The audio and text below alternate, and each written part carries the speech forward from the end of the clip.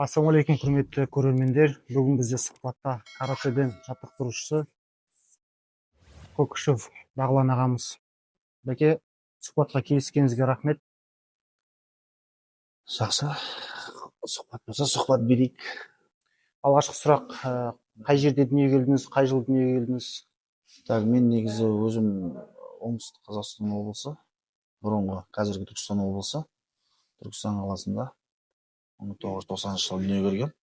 Бірақ 96 жылдан бастап Арқалық қаласында осында нөмірі жалпы білім беру орнынан бірінші мектепте.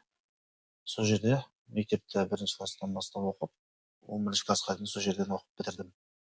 Сол қазіргі Арқалықтың өзінің тұрғынымын. Каратэге қалай келдіңіз? Бәрі қалай басталды? Каратэге деген сүйіспеншілік менде 1999 жылы 9 жасқа толған кезім. Мен класстасым, досым, әрі нағашым болып келеді.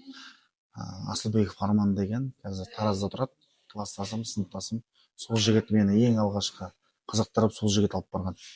Ол кезде Ван Дамның киносын көретінбіз, соның барлығын қызығып, соған еліктеп, Джеки Чан, Брюс Ли дегендерді көріп, еліктеп, Арман деген класстасыммен бірге барып, содан қызығушылығым артып,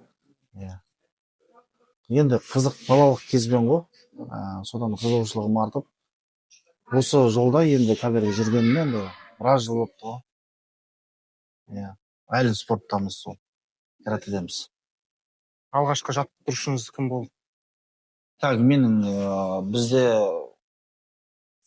неге жаттығуға келген кезде алғашқыда бізде екі жаттықтырушымыз болды. Біреуі бізде Саламат ағай болатын, осының екіншісі Маклаков Андрей. Бірақ енді менің негізгі ұстазым Маклаков Андрей Викторович, қазіргі таңда Ресей Федерациясында, сонда көшіп кеткен, сонда тұрады қазір. Ал негізгі біздің аға жаттықтырушымыз Жұмаш деген кісі Қостанай қаласында тұрады қазір. Сол үлкен ағайымыз, аға жаттықтырушымыз сол Қостанай қаласында Жұмаш ағай. Сол кісінің шәкірттеріміз. Енді қара шаңырақта қалған біз ғой қазір. Енді қара шаңырақта ие болып қалу деген ол үйдің кенжесінде дейді ғой. Сол жердегі спорттағы ең кенжесі осы қалада қалған мен болдым. Сондықтан да осы қара шаңырақта қазір өзім иеленіп қалған жайым бар. Арқалықта каратэ үйірмесі бұрын қашан ашылды?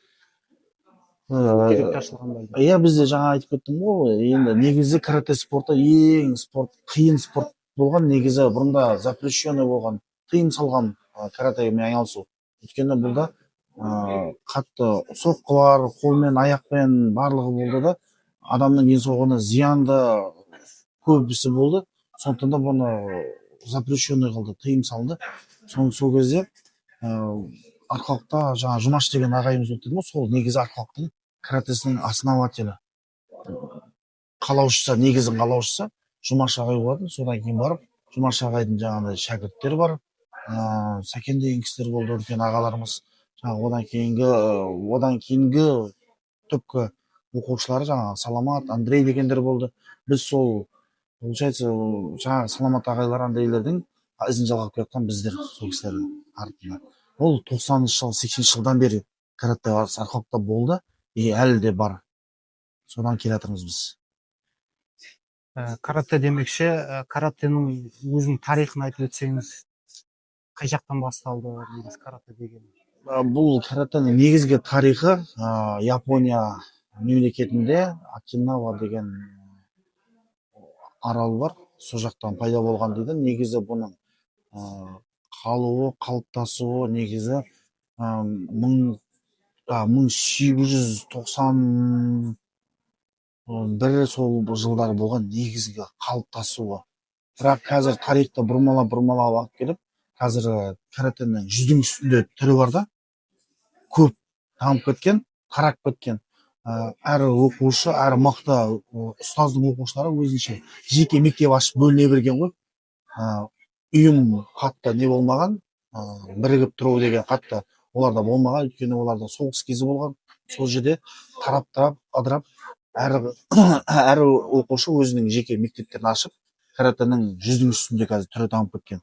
негізі ол Япония мемлекеті Окинава аралында негізгі нұсқасы сол жақтан шыққан.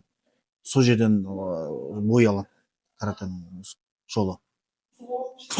Анау каратэші бала 2 деген кинода сол жаңағы Окинава деген жас жігіт мынау теннис арқылы Қытай еліне өтіп кетіп, содан кунг-фу үйреніп, сосын еліне барып жаңағы каратені ашты деп келеді. Сол негізі аңыз ба, әлде ақиқат нәрсе ма? Негізгі кинолардың сценарийдің біразы өмірден алғысы келеді да, бірақ бұрмалайтын жерлер көп болады. Өйткені Қытай менен даже Японияда кейбір киноларда соғысып жатады, Кореямен соғысып жатады деген сияқты ғой. Соның мықты спортшылары жаңағы бір-бірінен сабақ ұрлап, бір-бірінен үйреніп, осындай бір направление шығады жерде көрдіңіз ба? Мысалы, Японияның каратесі, мысалы, каратэшілер негізгі ушудан пайда болды дейді. Қытайдың ушуынан, кунг-фуынан пайда болды дейді. Соны Японияға барып, бейім қайтып өндіріп, өздерінше басқаша стиль қосып, соққылар қосып, басқа ат шығарып деген сияқты да аңыздар бар ол жерде. Негізі сосын барып жаңағыдай тағы бір түрі бар, карате киокушинкай деген бар, оның негізін қалаушы, бірақ карате деген Япониядан шықса да кәріс жігіт ойлап тапқан. Кореец Мотоцума Аяма деген кісі, ол аңыз адам, жолбарысты қолмен өлтірген дейді, сосын 51 бұқаны мүйізін сындырған дейді. Сондай аңыздар көрдіңіз бе? Ол жерде каратенің жаңағыдай қай спорттан былай алған кезде нақты нұсқау негізі табу қиын. Мына жерден шықты деп айта алмаймыз. Негізі Жапониядан шықты, Окинава деген аралдан пайда болды. Ол былай сөздер көп негізі. Халық арасында жүрген әңгімелер көп. Оның қайсысы біреуіне сене беретінін де білмейсің. Шын айтқанда. Жаңағы киокушинкай деп жатырық, мысалы, сіздердікі шотокан бағыты, иә? Сол қандай айырмашылықтар бар, мысалы? Кейбіреуінде беттен ұрмайды, мысалы, иә? Енді бізде шотокан деген негізі ең кезінде 80-ші жылдары шотокан деген ең қауіпті каратенің түрі болған. Бұны енді берден келе қазір спортты жаңашыландыру, және олимпиадалық ойындар бар ғой, соған кіргізудің амалында бұл жердегі 90-ші жылдан бастап былай қарай өзгерістер алып келді да, адамның бетінен ұрғызуға болмайды, бетінен тебуге болмайды деген сияқты әртүрлі өзгерістер алып келіп, қазір шотоканды жеңіл спорттық түрі қылып тастады. Ал киокушинкайды алатын болсақ, киокушинкай ол олимпиадалыққа кірмейді, өйткені ол жерде көбінесе сарбаздық дейді ғой, военный, әскери, сол стиль көп қалыптасқан. Ол жерде кішкене спортшыларда қатты мықты спортшы жесткость дейді ғой, жылдам қаттылыққа, тәртіпті қатты ұстануға, сондайға бейімдейді. Ал біздікі шотокан деген ол олимпиадалық түрі. Жеңілдетілген, беттен ұруға болмайды, балаға зақым келтіруге болмайды. Адамның денсаулығы бізде бірінші орында тұрады. Бірінші орында адамның денсаулығы, баланың денсаулығы, сондықтан да біз барлық қауіпті деген недердің бәрін алып тастаған. Сондықтан да қазіргі оңай әрі балаға тез бейімделуіне, тез үйренуіне оңай спорттың түрі бұл қазір. Негізі өзіме ұнайды сонысы. Керемет жауап. Енді белбеу дейді ғой, соларға келсек, мысалы, қанша түс бар осы шотоканда, қанша түсте белбеу бар, осы белбеулердің мысалы қандай мағына береді, әр түс өзінің бір мағынасы бар шығар. Ең сосын жоғары тұрған белбеу қандай? Бізде енді белбеудің қазір негізі 10 түріне бөлінеді бізде. 10 түрі. Жаңағы ақтан басталады. Ақ ол жаңағы бірінші бала келген кезде, негізі кимоно алған кезде, негізі белбеусіз жүреді негізі спортта. Өйткені белбеу тағудың өзі бір орны бар. Мысалы, кимонолар магазинге барсаң, белбеумен сатылып жатады, бірақ оны спортқа келген кезде, каратеге келгенде оны тағуға тыйым салынады. Себебі оны қорғау керек бала. Қорғамаса ол белбеуге лайықсыз деген. Сол себептен де бала келген кезде бірінші ақ поястан бастаймыз. Мысалы, бала келген бетте үйренуі, жаңа физикалық дайындау, баланы жаңағыдай тәртіпке, дисциплина, порядок, соның бәрін үйреткен кезде барып, бала мен дайынмын деген кезде ғана біз емтиханға қабылдап ақ поясты тағамыз. Одан кейін барып, ол шыныға уақыт келе үйреніп, жарыстарға шыққысы келіп десесе, уже келе жарты жылда біз уже балаға сары белбеу тағамыз. Одан кейін барып 1 жыл болғаннан кейін барып біз қызыл белбеу тағамыз балаға. Өйткені толығымен дайын жарысқа шығуға болады деген баланың ол белгісі. Қызыл белбеуді алғаннан кейін ол жарысқа шыға бастайды. Бірінші жарыстары жаңағы қалалыққа шығады, облыстыққа шығады деген сияқты. Одан кейін барып ары қарай кете береді. Сары, қызыл бар, қызылдан кейін барып жасыл, жасылдан кейін барып мысалы көк түсі бар, ашық көк. Ол уже барлығы каждый өзінің белгілерін білдіреді. Бала мысалы жаңағыдай Қазақстанға шыққан бала болатын болса, уже көк поясты алуға болады деген сияқты. Одан кейін бір бала уже тағы да өзінің деңгейін көтере білсе, жаңағы екінші көкті алуға болады. Егер Қазақстанда жеңіп уже екі рет Қазақстанға шығып жеңіп жатса, үшінші көкті алуға болады деген сияқты. Сонымен ол қараға дейін барады солай. Бейімдері осы өсіп қараға барған кезде қара белбеуді ол уже емтиханды бізге тапсырмайды. Бізден жоғары тұратын үлкен федерацияның басшылығы, ол жерде уже сырттан Япониядан комиссия келеді, кәдімгідей 4 адамнан құрылған, Жапониядан, Португалиядан, осы Қазақстаннан, сосын 4-шісі өзіміздің округта. Мысалы мен өзім экзаменатормын, мен өзім 4-еміз қатысамыз. Сол жерде мен оқушым шығып қара белбеуді қорғауға мүмкіндігі болады. Қоңырдан кейін қараға секіреді. Қара уже ол жерде мастер, как положено, уже дайын, бала дайын деген мағынаны білдіреді. Сол жерден бастап өзінің тренерлік жаттықтырушы жолын сол жерден бастап жалғастырып кетуге ары қарай толық 100% мүмкіндігі бар. Уже бала дайын деген сөз өзі ғана емес, дайындыққа енді ол шәкірт дайындай алады деген статусқа ие болады. Сондықтан да көп баланың арманы қара белбеу алу. Өзіміздің де арманымыз болған. Мен 2011 жылы алдым ғой. 2011. 99-дан бері 2011 жылға дейін армандадық қой алуда. 12 жылдан кейін. Иә, армандадық, қатты армандадық. Мектепте жүрген кезде, үлкен оқуға түскен кезде армандадық. Қашан аламыз деп. Бүйтіп 2011 жылы бұйырды, басымызға жазылған бақ болды. Соны алдық. Содан бері қазір жаттықтырушымын. Құдайға шүкір. Содан бері міне әлі жаттықтырушы жолында келе жатырмыз. Алла қаласа алдағы жоспарымыз екінші қара белбеу тапсыру, емтиханнан өту. Соған қазір дайындық үстіндеміз. Жаңағы түстердің бір мағына бермейді олар, ешқандай өзінің түстер жаңағы ол баланың просто дайындығы, уровеньдер ғой баланың. Бірінші жыл келген жыл, екінші жыл келген жыл, үшінші жыл келген жылы әр жылда бала екі поясқа тапсырып отырады.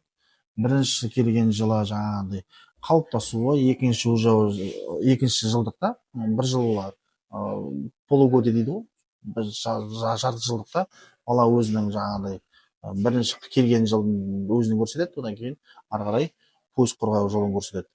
Сол сияқты жаңағыдай әр жылда солай бөлеміз.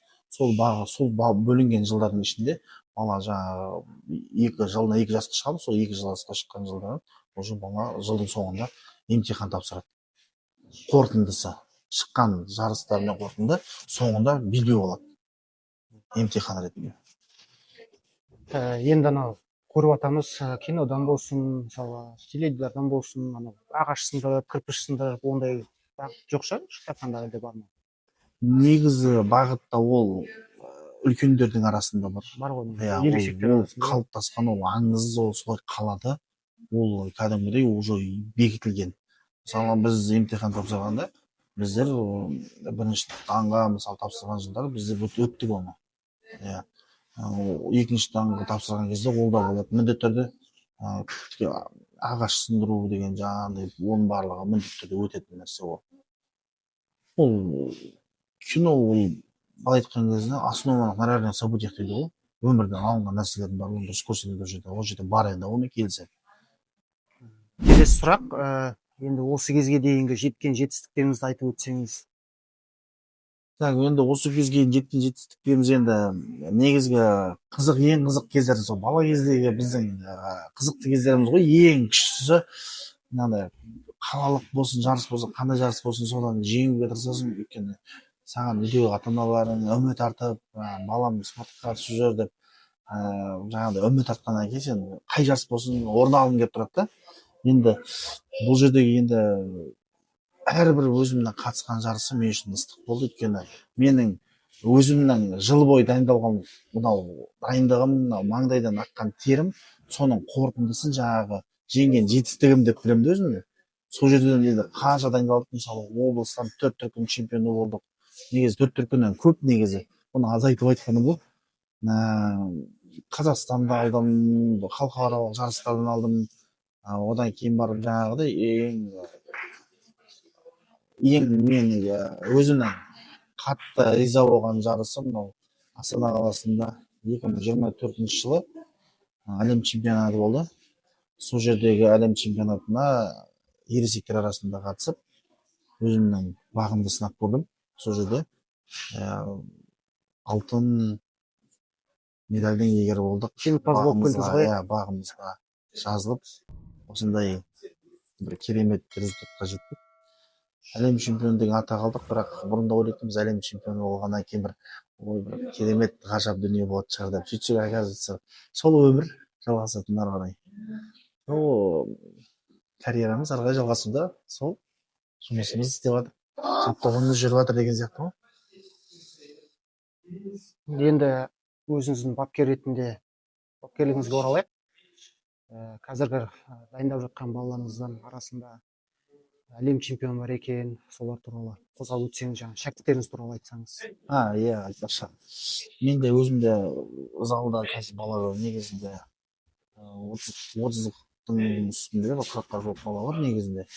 Соның жаңағы әлем чемпионатында менде орын алған Тамирис деген қызымыз бар. Сол қыз баламыз әлем чемпионатында ката бағдарламасы бойынша әлем чемпионы атанды. Сосын Камали Жамиев деген өзімнің шәкіртім бар. Сол екеуі топ жарып әлем чемпионы атанды. Ол жарыс қай жақта болды? Сол жаңа мен қатысқан, өзімнің қатысқан 24-те болған жарыста. 2024 жылы Астана қаласында болған жарыста. Сол жерде барлығымыз бір аренада өнер көрсеттік.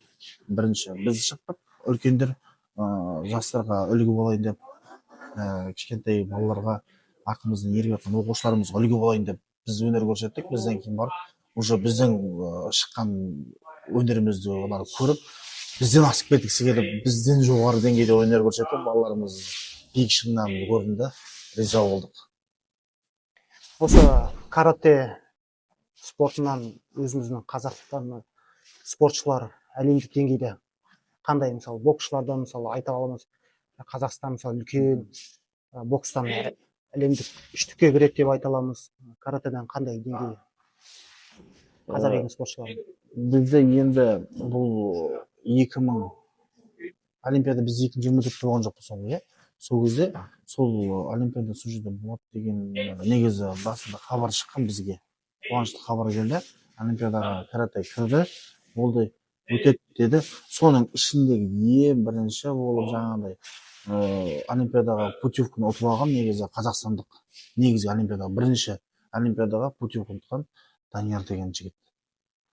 Батыстікі, қателеспесем, батыстың жігіті.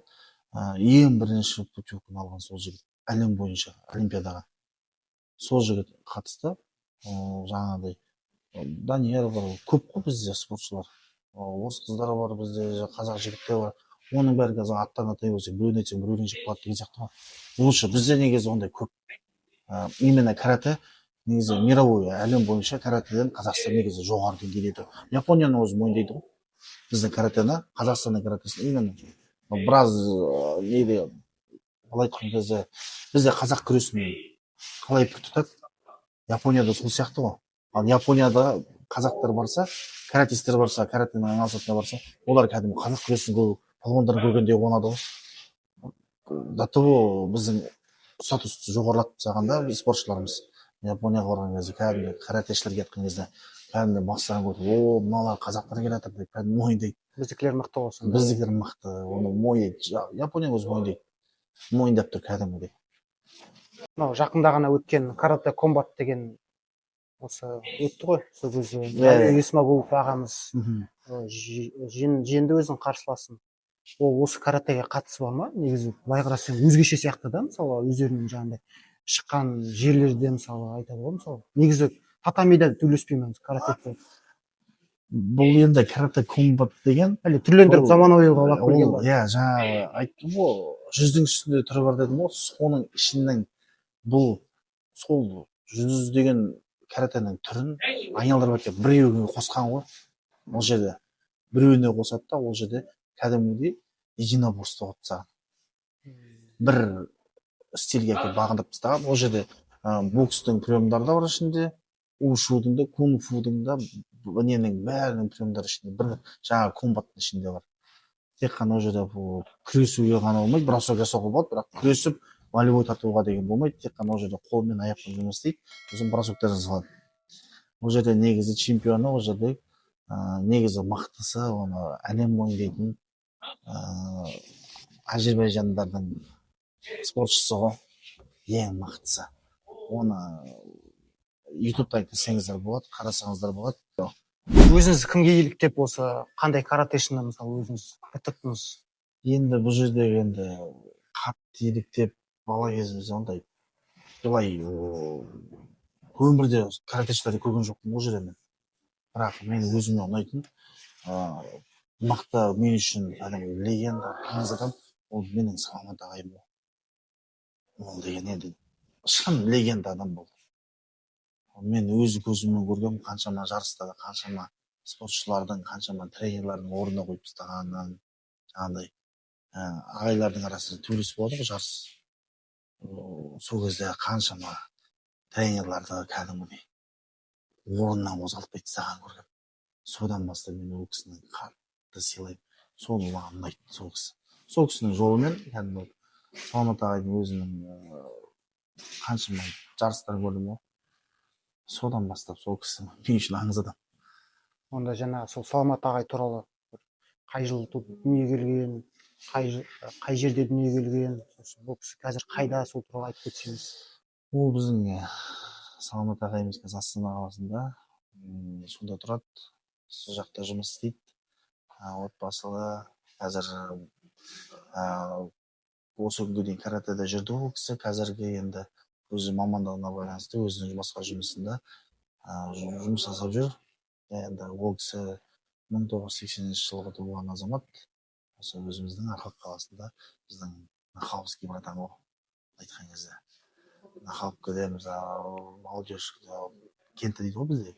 Сол жерде өскен, сол жерде жүрген, сол жерден бастап көшенің спорттың басын біріктіріп, спорт залға қаншама баланы үйреткен азамат.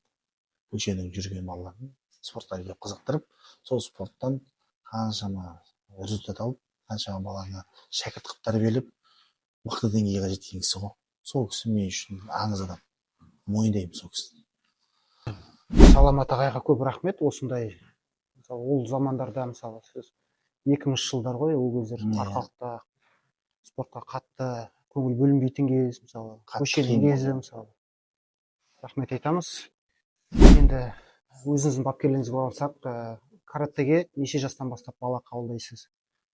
Біз баланы негізі каратэге 5 жастан бастап қабылдаймыз. Негізге 5-ке толмаған 4 жарымдағы баланы да біз балабақшалардан тәрбиелеп былтырдан бастап жұмыс істедік. Себебі баланы кішкентайынан бастап бейімдесең, ол өсе келе уже бір спортқа бейімделсе, сол спорттан қалып қояды. Сосын бізде андай не жоқ. Бала 11 жасқа толды, 11-дан кейін каратэде қалу, осы жерде сен қалуың керек деген бізде қатты ұстап тұратын ондай не жоқ. Қалай айтсам екен, қинау жоқ баланы. 11-ге толғаннан кейін бала өзі таңдау жасай алады. Не күреске барғысы келе ма, не боксқа, не футболға, не шахмат. Бізде спорт, құдайға шүкір, қаламызда көп қазір. Ашылып жатыр недегі спорттар бөлімдері. Рукопашкаға бара ма, грепплингқа бара ма, мысалы. Қай спорт өзіне жақындатады, соған баруға біз мүмкіндік береміз. Біздікі ең басты мақсат баланы спортқа бейімдеу.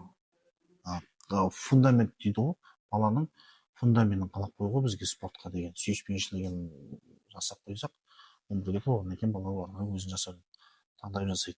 Егер қалам десе, қалып осы жерде ары қарай жұмысымызды жасай береміз. Ал үлкен балаларды дайындай бересіздер ме? Ересек шектеу бар ма? Мысалы 18-ге дейін. Жоқ, бізде негізі шектеу жоқ. Оның мысалы шектеудің жоқтығының растайтын ол біздегі, мысалы бізге мен өзімнің шәкірттерім болған, қазір біразы көшіп кетті, жұмыс бабына байланысты. Мұғалімдер менде дайындалды. Ұстаздар кәдімгідей әйел адамдар, ұстаздар кәдімгі өздері осында қызық көріп осы жерге келіп дайындалды. 3 ата-ана болды менде мұғалім. Ол кісілер қазір көшіп кетті, біреуі енді қазір жұмысына байланысты қазір жаттығу тоқтап тұр. Ең жеткен жетістік мендегі ол жаңағыдай біздің қалалық ауруханада жұмыс істейтін Матей Юлия Ивановна деген кісі бар. Ол әлем чемпионатына қатысып күміс жүлдегер алған. Сондай оқушыларым бар менің.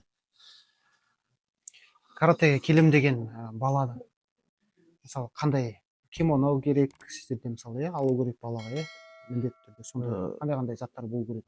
Енді қазір әлде басында жай жүре бере ме? Басында бізде бір апта балаға мүмкіндік беріледі, келіп көріп бейімделіп, егер қатысам жақсы арғай алып кетем деген болса, бір аптадан кейін уже кимоноға көшуіміз керек. Өйткені бала терлейді, жүгіреді, киімін ауыстырып, полностью үстіндегі киімін 100% ауыстыруға дейін уже ол жерде міндетті бала. Өйткені қазіргі уақытта неше түрлі бала көп достар ауру жұқпау үшін балаға біз киімін толығымен ауыстыруға мүмкіндік береміз, айтамыз. Өйткені далаға шығады, салқындап қалады деген сияқты ғой. Терлеп тұрған бала тез ауруға не істейді, бейімделіп қалуы мүмкін. Сондай болмау үшін бала шыққаннан кейін, тренировка шыққаннан кейін өзіміз қадағалаймыз, киімін ауыстырып, оны сүртініп, кепкенше баланы залға жармаймыз. Содан кейін баланы далаға шығуға мүмкіндік береміз. Өйткені бала ауырып қалса, бұл бірінші біздің бізге келіп тиетін не ғой енді, зардап қой. Өйткені бала ауырып қалса, тағы да біздің мойнымызға кетеді да барлар. Сондай болмау үшін біз енді қатты қадағалаймыз. Жаттығу барысында жарақаттар жиі бола ма сіздерде? Бізде енді ондай жаттығулар жасатпаймыз, балаға тырысамыз ондай жасатпауға. Өйткені бұл жердегі бірінші баланың денесін қыздыруына байланысты жарақат деген негізі бала денесін қай кезде алады жарақатты. Ол біріншіден жаттығудан кешігіп келген кезде алады. Асығам деп өтірік жаттығу істеп, бірден кірісіп кеткеннен кейін ол денесін етін созу арқылы жарақат алады. Болмаса дұрыс қыздырылмай келіп, аяғын дұрыс баспай бәшелері шығып кетеді деген жарақат. Соның барын болдырмау үшін біз жаттығудың алдында міндетті түрде 15 минут бойы жүгіртеміз баланы. 15 минут бойы денені қыздырамыз, содан кейін 5 минут тағы денесін қосымша қыздырту, одан кейін тағы бір 5 минут қосымша денені қыздырту. Ол жалпы алған кезде 25-30 минут бізде дене қыздыруға кетеді. Содан кейін барып қана жалпылама жаттығуға кіре салады. Оны жасамаса біз жаттығуға кіргізбейміз баланы.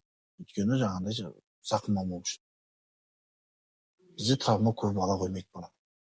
Негізі жаңа айтып отқан қауіпсіз спорт түрі екен. Өзіңіздің балаларыңыз, өзіңіздің туған балаларыңыз осы спортқа тартасыз ба? Иә, менде өзімде 3 бала, үлкенім қыз 9 сынып оқиды, екіншісім ұл бала 4 сынып оқиды, үшіншісім қыз бала 2 сынып, менің 4 класс оқитын өзімнің ұлым. Ол 5 жасынан бастап қазір қатысады, қазір 11-де, жақсы. 11-ге толады. Қазақстанда 2-3 рет алып тастады деген сияқты ғой енді. Менімен бірге жүре береді. Бала кезінен бастап өзі үйреніп қалған. Өзім қай жаққа барам, сол жаққа барам, қатыстырам, қай жаққа барам, ұтылса да жүріп қатысып, қазір әлем чемпионатына қатысты тоже. Ол жерде енді қатты баға жанбады. Бірақ енді қатысып орындарға ілінді. Қостанай облысында болған жарыстарға, Астана қаласында болған командалық жарыстардан постоянно бірлікке шығады. Шүкір, жаман емес. Әлі уақыт алда ғой. Өзінің айтатындар, папа, сенің жасыңа барғанша әлі чемпион болып үлгерем ғой дейді, өзінің сөзі бар. Сол сияқты барлық оқушыларға да сол ғой енді айтатындары. сенсей, орыс балалар көп айтады, сенсей, я вырасту, стану как вы дейді ғой. Мен айтамын ғой, мен сияқты болу үшін сендер бірінші мен сияқты сендер сияқты шәкірт тәрбиелеп алыңдар деп жында қыламын ғой. Сол себептен де балаларға көп мүмкіндік қазір спорттан алдыға шығуға. Бізде кезінде болмады, қиын болды бізде. Біз енді өзің жаңа айтқандай қиыншылық кез 2000 жылдары ауыр уақыт болды ғой. Соған қарамай әке шешеміз қалтасынан 5000 теңгесін бөліп облысқа жібереді, одан 10 теңгесін бөліп Астанаға, Чемпионат Казахстанға жібереді, Көкшетауға жібереді. Бұл кезде қиын уақыттар, соның бәрін төзіп, соның бәрін жеңіп, негізгі ғой осы біз емес, негізі ата-аналарымыз мықты біздің. Осы бізді осындай негізі жеткізген сол кісілер арқасы ғой. Сол кісілер арқасында. Даже мен жаңа менің өзімнің оқушыларым, шәкірттерім сыртқа шыққан кезде, мысалы бізде үкіметтен бірде-бір ақша бөлінбейді. Біз өзіміздің қаражатымызбен барамыз. Ата-аналардың әйтеуір бізге деген сенімділігінің арқасында, бізге артқан сенімінің арқасында қазір Қырғызстанға да шығып жүрміз, 3-4 рет болдық. Қазақстаннан қаншама қаласына бардық, бармаған қаламыз жоқ. Тек қана біздің бармағанымыз мынау Шығыс Қазақстан шығар, сол жақта ғана болған жоқпыз. Қалғанында Қазақстаннан болып 90%-ін аралап білдік қой, ата-аналардың арқасында. Әр баланың өзінің ата-анасы өзінің баласы үшін бәріне дайын екенін дәлелдеп тастаған, көзіммен көрдім. Қай жасқа барсақ та, әйтеуір арқалық келді десе бәрі орнынан тік тұрып амандасады. Өйткені Қазақстан бойынша жалғыз қала арқалық өзінің ата-аналардың қаражатымен Қазақстанды аралап жүрген. Карате үшін. Сол себептен де біздің мынау арқалық қаласының именно карате мектебі басқа қалалардың мектептеріне қарағанда статусы сәл жоғары тұрады. Өйткені Қазақстанға шығып жатқан командалардың ішіндегі безотборный жарысқа арқалық қана шыға алады. Мүмкіндік сондай ғана. Өйткені өзінің қаражатынан, федерацияның қаражаты емес, өзінің ата-аналардың қаражатыменен жарысқа шығып жүрген жалғыз қала Қазақстан бойынша. Сол себептен де біздің мынау өзіміздің статусымыз басқа қаладан қарағанда чуть жоғары тұрамыз біз. Бізді қатты сыйлайды басқа қалалар.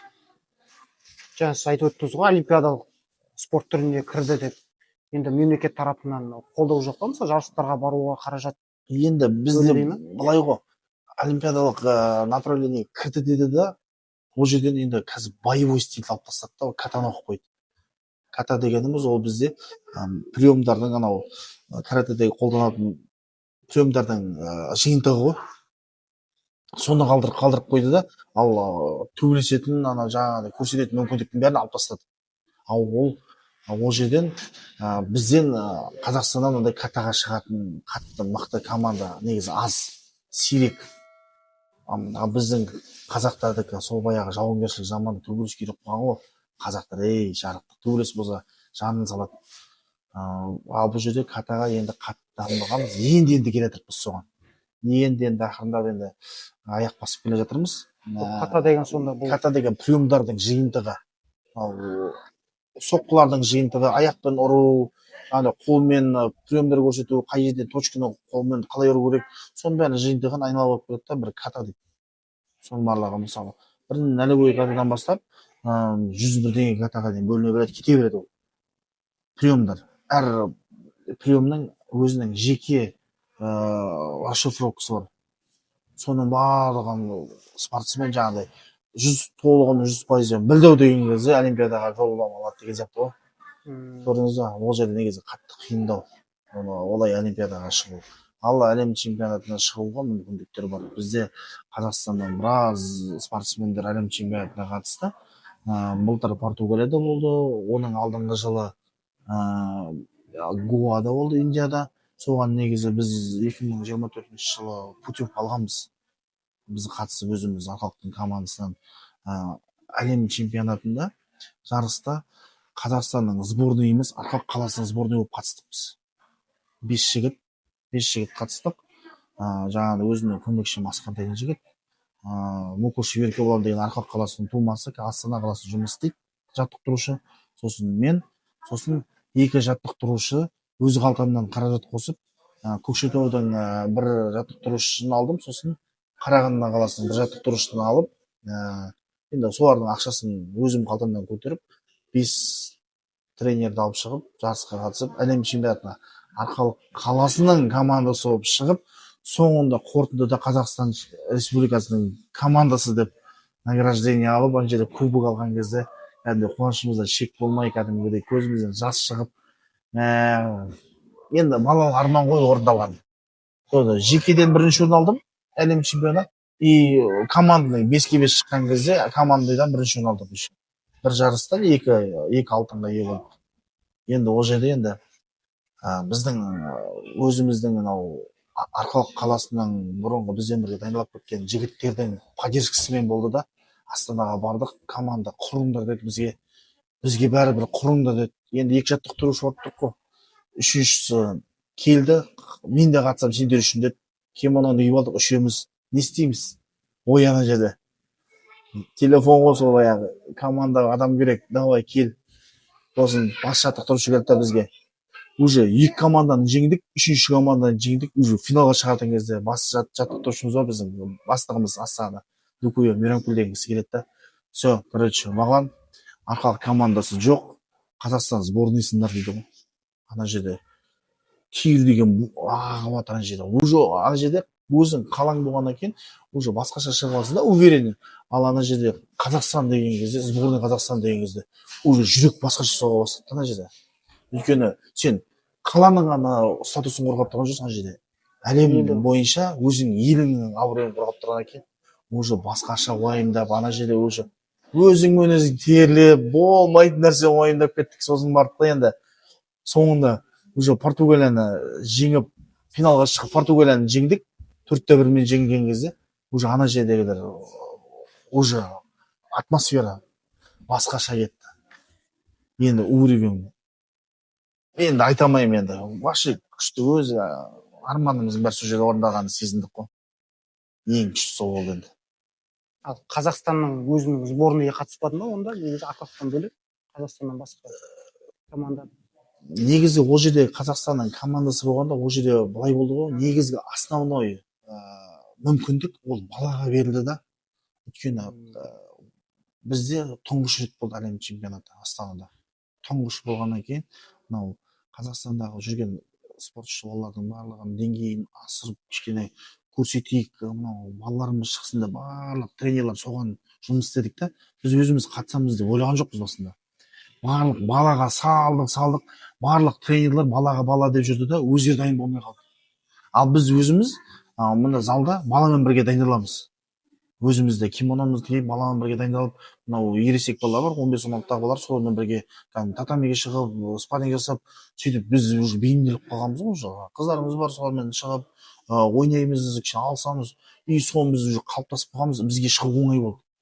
Ал басқа жаттықтырушыларға ол қиынырақ болды, өйткені ол бала жүрді да, олар кимоносын көптен бері кимеген, ыңғайсыз болды. Сосын бәрі бәтей ана жерге келген кезде уже мандыра жоқ қалды да. Ал бізге мүмкіндік берілгендік біз айттық, давай бізде шығайық дедік. Бастық айтты, шықсын да шығыңдар, что там, не қылып жүрейік. Келді де бақыт дегенде 14 мемлекеттен адам қатысайын деп отыр, каждый екі адамнан. Ойбай, ана жерде хайбай кетті, басталды. Қызығушылық еткен әлем чемпионаты Қазақстанда тұңғыш рет. Кетті хайбай ана жерде. Кетті. Ана жерде Қазақстанда мынандай келеді. Біреу DC спортсмен, біреу Азияның чемпионы, біреу Европаның чемпионы, біреу Индияның чемпионы, біреу Японияның чемпионы.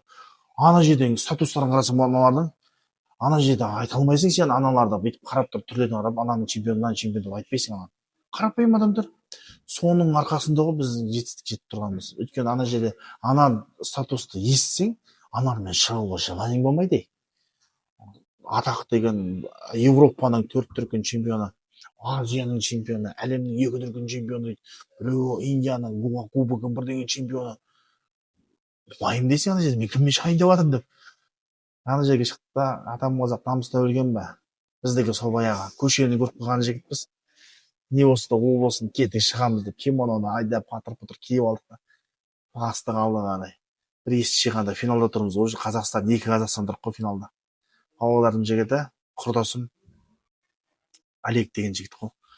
Жаңағындай жарыстарға көп барған кезде жаңағы біздің командаласымыз өзіміз постоянно финалға бірге түсіп қала береміз. Оқушыларымыз. сол кезде біздікілер кішкене басылым деп не істейтін, алда шығып кете береді ғой, сонда айтатын бір жерде мен сені жеңемін дейтін. Ақыры финалға шықтық, бірақ дегені болмады. Бағымыз жанып сол жігітті финалда жеңіп әлем чемпионы болдым. Оның алдында қаншама шетелдің азаматтарымен де шықтық қой, Индия, Португалия, Италия. Бірақ ең қызығы өзіміз үшін жаңағы есте қалатын менің Олекпен жаңағы төбелесіміз күшті болды. Финальный бой жаңағыдай уже ана жерде ерекше болды. Енді сезім деген бөлек. Травма алдық қаншама. Оны Олегтің бір қабырғасы кетті, менің көзім кетті деген сияқты. Сондайлар. Сол енді өзіміздің қазіргі таңдағы жеткен жетістігіміз осы. Қай балаңыздан қатты үміт күтесіз шәкірттеріңіз? Қазіргі таңда бізде үміт күтетін бала енді саусақпен санарлықтай қалды ғой. Өйткені себебі айттым ғой, бала 11 жасқа келгеннен кейін өзін таңдау жасайды деп. Көп балалар жаңағындай басқа спорт түрін таңдап кетіп жатады. Біреу бассейнге кетті, біреу футбол кетеді, біреу боксқа кетеді деген сияқты. Мықты балаларым көбісі кетті. Оны ешкімді ұстамаймыз. Өзінің таңдауын жасайды бала. Қазіргі өзімнің үміт артатын негізі оқушым Камали Жәнібек деген оқушым бар. Әлем чемпионы. Ол бала енді қыс демейді, боран демейді, жаңбыр демейді, күн ыстық демейді. Қай кезде тренировка болады, сол кезде жаттығуға бірінші келіп отырады ғой. Зал ешкім жоқ, сөйтсем тұрса да сол бала келіп отырады. Өйткені спортқа деген махаббат қатты да сол баладан. Ол енді басында келгенде сылбыр болған бала менде. Өзімен өзі ешкіммен араласы жоқ, майса отыра беретін бір жерде. Қазір құдайға шүкір Қазақстанды да алып тастады, әлемді де алды. Енді құдай қаласа енді одан жоғары бір шетелге шығарам ба деген ойым бар негізі сол бала. Негізі бірақ былай қарағанда өзің балаң по-любому жақын болады ғой. Бірақ өзің балаңнан қарағанда бөтен біреудің баласына ұстаз болған дұрыс та негізі. Өйткені өзің балаң өзіңдікін өзегін тепсең де кетпейді дейді ғой. Ал сенің тренерлік жолың болғаннан кейін ол баланы алыстан тани білу керек. Мысалы айтады ғой, балықшыны алыстан таниды деген сияқты. Сол сияқты спортшыны алыстан таниды. Осы ең бірінші келген балаларды, мысалы, осы баладан бірдеме шығады ау деген өзіңізде сондай бір сенім бола ма? Ол сенім негізі әрбір ата-ананың негізі жаттықтырушымыз әрбір ата-ананың негізі бірінші спортқа баласын алып келгендегісі қоятын сұрағы ол. Келеді да, менің баламнан бірдеңе шыға ма ағай дейді. Бірінші күнде келген баладан не сұрайсың? Енді кеп тұр спортқа. Бала енді қадам басып жатыр. Менің балам қалай деп жаттығудан кейін кеп тұрады ғой. Бір-ақ күн өткеннен кейін. Сол кезде ойлайсың, бүйтіп қарайсың да, айтамын ғой, күте тұрсай, бір апта хотя бы бір ай күтсең, одан кейін результатын айтамыз. Жоқ, сіз тренерсіз ғой, менің балам қалай дейді. Сондай балаларға мен таң қаламын да. Ол мәселе, ол сен қанша жерде мықты спортсмен бол, сен қанша жерде мықты тренер бол, сен баланы бүйтіп нас көз көретін, тесіп көретін сен енді маңдай емес шығарсың деймін да. Ол біреулер айтып отыр ғой, мен спортшыны былай танимын деген өтірік әңгіме. Ол спорттық жолда жүргеніме бәленбай жыл болды. Мысалы өзім былай енді айта алмайды екенмін. Мына балам мынандай болады, мына балам мындай болады. Мен ондайлар талайын көргем. Маған келді, Қазақстанға дейін чемпиондыққа апардым. Чемпион болып келгеннен кейін екі күннен кейін залға келмей қалған балаларды көрдім. Мен өзімнің басымда өткен оқиғаларды ғой. Келеді, қоңыр пойызға дейін барады. Қоңыр пойыздан әрі уже үміттің қара пойызға апару, арға жол көрсетіп жүру ғой тренерлыққа. Жоқ, қоңыр пойыздан кейін мен аллах бар, жоқ. Кетіп отырады. Ол сондай баладан қалай айтасың ертең, мен үміт арттым мына балаға деп. Ондай біреудің алдында өтірікші болып қалғым келмейді да. Ол жаңағындай нақтысын конкретно ол жерде ата-ананың жауапкершілігінде бір жағында. Ол тек қана жаттықтырушы емес. Ата-ана, егер ата-ана баласынан требовать етсе, сен осыған барасың, осыдан істе, осындай боласың десе, ол ата ананың көрсеткен жолы мен тренердің көрсеткен жолы екі жол бір жерге тоғысқан кезде сол кезде результат болады. Әйтпесе ол тренердің арқасында ол ешқандай результат шықпайды. Еңбек керек дейсіз ғой негізі Бірінші балаға, очередь еңбек керек, ол ата ананың қолдауы керек бірінші. Баланы ата ана қолдаған кезде ғана барып қорытынды шығады. Мына жақтан тренер келеді де оған поддержка береді, и мына жақта ата ананың қолдауы, тренердің қолдауы балаға жаңадан бағыт береді да, ол мотивация уже балаға қарай жұмыс істейтін болады. Әйтпесе мына жақтан келіп тренер қинайды, мына жақтан ата ана келіп басқаша қинайтын болса, ол уже бала сынады сол жерде қалады. Сондықтан да екі жақтан бірдей қолдау болатын болса, балаға ең бірінші берілетін сабақ сол ғой. Екі жақтан қолдау бірдей. Қолдау берілсе жақсы жұмыс болады. Бізде мен 99 жылы каратэ келген кезде мен 2 ай ма 3 ай ма үйдегі аналарыма айтуға қорқатынмын каратэ қатысамын деп. Тығылып барғанмын мен 2 ай ма 3 ай ма есімде жоқ. Тығылып барғанмын. Ол кезде өйткені 250 теңге болды каратэ.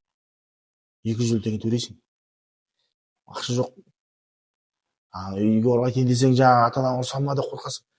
Оның 2-3 айдан кейін амал жоқ 750 теңге жинап қалды. Барып айту керек болды. Ол кезде өзі зарплата деген 6-7 мың теңге ма сондай ақ адамдардың алатын зарплатасы. 99 жылы сол кезде маған ата ана мүдделердің қолдауы қалай керек болды. Көмектесті.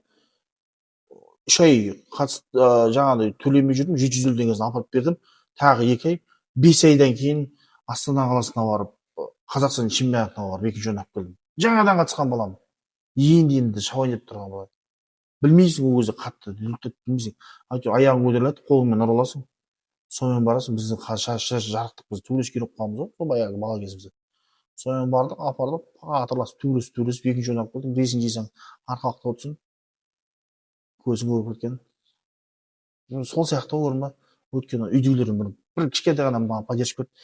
Әтесіне мә 750 теңге ма мә деді, барып төле тренировкаңа бер деді. Жолымның ақшасына 5000 теңгені атты. Бардым, ата анам мына жақтан поддержка берді, мына жақтан тренерім поддержка берді. Бардым, орын алып келдім. Қандай маған мотивация берді. Содан тоқтаған жоқпын. Барған жарысымды орын алып келдім. Барған жарысымды орын алып келдім. Даже мен ұтылып қалған жарыстарым болды. Yani үштікке түсіп қалған кездерім, сол кезде менің анам өзіммен бірге баратын еріп. Сол кезде анамның қолдауы қатты күшті, мықты болды. Ешқандай ұстазбен, ешқандай тренер мен мұғалім ата ананың берген несін бере алмайды, тәрбиесін. Ол кісі қалай мен мотивировать етті, сол бойынша мен кеттім де, бағытымды алып кеттім. Міне қазір Құдайға шүкір, армандарым орындалды, спорт жолындағы жеткен жетістіктерім барлығы сол ата ананың арқасы біріншіден, сосын барып менің ұстазымның арқасы бізге қатты қолдау берді. Жаңағы Маклуков Андрей мен Саламат деген кісі екеуі қатты қолдау берді. Сол кісілердің қолдауымен, ата анамның қолдауымен әлі күнге дейін сабақ аламын сол кісілерден сұраймын. Қиналып бара жатқан кезде звондап сұраймын. Саламат ағай, болмаса Андрей, екеуіне звондап сұраймын. Мынандай болып жатыр, былай істесем қалай болады. Екеуі жолын көрсетеді. Үйде ата анаммен ақылдасам, ағай осыны айтып жатыр маған. Әлі күнге дейін ағай деймін олар. Маған осындай деп жатыр, былай істе деп жатыр, былай істе деп жатыр. Бұл ағайың айтқанын істе дейді. Бұл содан артық ешқандай мотивация керегі жоқ бұл өмірде. қазіргі жастардың спортқа деген қызығушылығын қалай бағалайсыз, және де соларға өзіңіздің бір насихатыңыз болса? Енді негізі біздің уақыттағы мен қазіргі уақытты салыстыратын болсақ, негізі қазіргі уақытта жастардың көбісі спортта жүр негізі. Біздің кезімізде ол енді спорт деген ол бірең сараң, мысалы бір класстан бір оқушы болатын, спортқа деген қызығушылығы бар. Мысалы бір сыныпта уже 2-3 бала спортқа қызығушылығы болатын болса, біздің кезімізде кәдімгідей спортивный класс қылып мектепте бағалайтын. Қазіргі кезде барлығы мысалы қазір мемлекеттің жасап қойған бір несі шығар, бір жақсы жолы шығар. Қазір балаға спорттың түрін көп жасап қойды. Мысалы қаламызда жаңағыдай Бекболат бауырымыздың ашқан грейплингі бар. Ербол кластасымның ашқаны, жаңағы сенің бауырымыз Ербол кластасым, мысалы сыныптасым, оныкі жаңағыдай ММА, жекпе-жек, қандай бар направление ол таңдамайды, негізі мықты спортшы ғой. Біздің Ербол негізі қаладағы. Любой ер азамат қалада мойындайтын, соны мойындайды. Одан кейін Қайрат бауырымыз бар, еркін күрес бар. анда біздің қазақша күрестің қаншама тренері бар, бокс бар, қазір теннис бар, арқалықта не көп, қазір спорт түрі көп. Соның барлығына барсаң, барлығында спортсмен бар. Құдайға шүкір. Бұрынғы кезде мысалы каратенің өзінде бізде бала аз болды. Бір залда мысалы 20-30 бала дайындалсақ, күресте мысалы сондай болды. Бір тренерді 10-15 бала сондайдан болды. Қазір бір тренерға бар 70 баладан мысалы. Сондай датовы дамып кеткен. Енді қазіргі балалар бұрынғыдан қарағанда жақсы спортқа деген көзқараштықтары уже оянған, ашылған, көздері ашылған. Уже балалар енді қазір тек қана өзімен жұмыс істеу керек. Бұрында бізді бағат көрсететін ешкім болмады. Қазір оларға мүмкіндіктері бар, ақыл кеңес сұрайтын, мысалы үлкендерден жаңағы ақыл кеңес сұраса болады. Мысалы сендердің өздеріңде қаншама спорт жолында жүрдіңдер, жастар келіп мысалы сенен ақыл сұраса сен жол көрсете аласың деген сияқты. Бұрында саған жол көрсететін ешкім болған жоқ, мысалы қарап тұрсаң. Мысалы маған жол көрсететін жаңағы ағайларым бар дедім ғой, мысалы олар болмағанда маған ешкім жол көрсетпейтін еді деген сияқты. Сол сияқты бұл жерде қазір жастардың көп мүмкіндігі бар. Енді қазіргі жастарға көп мүмкіндік жасалған. Сондықтан да қазір жастарға айтатынымыз тек қана спортқа келіп, ішімдік ішу, темекі шегу деген ол қазіргі таңдағы мода емес, ол бітті. Ол бұрынғы біздің әкелеріміз, шешелеріміздің кезіндегі модалар ол арақ ішу, пиво ішу деген сияқты. Қазіргі трендте жүрген нәрсе спортпен айналысу. Қазір жастардың тілімен сөйлейтін болдық қой, тренд, вайп, хайп дегендер. Қазіргі сен спортсменсің ба, сен вайптасың да, хайптасың да. Ал егер де спортпен айналыспайсың ба, сен жай жүрген біреусің. Көптің бірі дейді ғой. Сол сияқты ондай болмау үшін спортқа келу керек жастар, спортты қолдасын, келсін. Мына сіздерге рахмет, осындай бағдарлама ашып, мінекей жастарға үгіт насихат жасайтын мүмкіндік беріп жатсыздар. Біздерге мысалы біз жастарды спортқа тартамыз, қалай болса да келіңіздер дейміз. Көшеде қаңғып жүргенше, лучше спорт залға келіп бір терлеп алса, көшеде жүріп әркіммен төбелескенше коверға шығып бір өзінің бағын сынап алғанға ештеңе жетпейді. Сондықтан да сіздерге көп рахмет. Жастарға айтатынымыз тек қана спортқа келіп, сіздердің жолдарыңызбен, біздің жолмен жүрсе, ол адаспайды. Сондықтан да келіңіздер, спортқа деген өздеріңіздің мүмкіндіктеріңізді салып көріңіздер. Алдағы уақытта сіздерді үлкен алаңдардан көргіміз келеді, жастар. Сол барлығыңызға рахмет. Сол сіздерге көп рахмет. Алла разы болсын, бағдарламаларыңыз өшпесін, көтеріле беріңіздер. Сол жастардың жолын берсін, жастарға сіздердің жолдарыңызды берсін, келсін сіздерге, жол көрсетіңіздер.